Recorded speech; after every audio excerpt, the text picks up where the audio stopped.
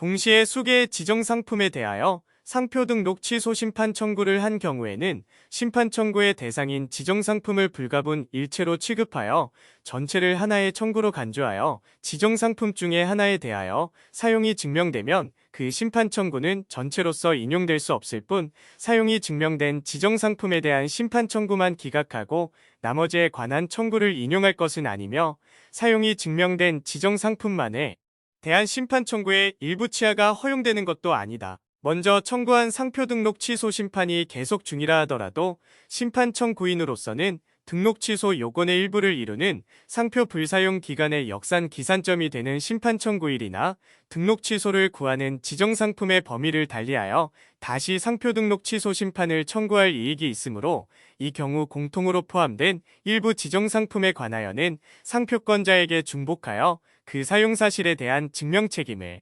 부담시키는 것이 된다고 하더라도 상표권자 역시 후에 청구된 등록 취소 심판에서도 지정 상품 중에 하나에 대하여 사용을 증명하면 그 심판 청구의 대상인 지정 상품 전체에 관하여 상표 등록의 취소를 면할 수 있는 이상 그러한 정도의 증명 책임 부담만으로 후에 청구된 취소 심판이 상표법 제119조 제3항의 입법 취지에 반하는 것으로서 부적법하다고 할 수 없다. 상표법 제119조 제2항은 제1항 제3호에 해당하는 것을 사유로 하여 취소 심판을 청구하는 경우 등록상표에 지정상품이 이상 있는 경우에는 일부 지정상품에 관하여 취소 심판을 청구할 수 있다고 규정하고 있을 뿐 동일 유사 지정상품군 단위로 등록 취소 심판을 청구하여야 한다는 규정을 별도로 두고 있지 아니하다. 이러한 규정 내용에 상품류 구분은 상표 등록 사무의 편의를 위해 구분한 것으로서 상품의 유사 범위를 정한 것은 아니므로 상품 구분표에 같은 유별에 속한다고 하여